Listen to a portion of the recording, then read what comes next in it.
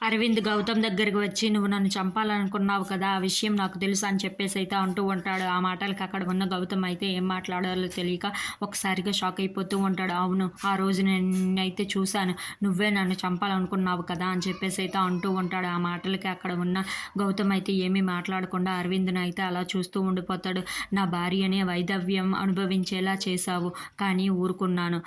ఇంకా నా భార్య కడుపులో ఉన్న బిడ్డని అయితే చంపాలనుకున్నావు. అలా కూడా చేసేసావు. కానీ నేను అది క్షమించలేను. ఎందుకంటే అది నా బిడ్డ. నా బిడ్డను నువ్వు చంపావు కదా!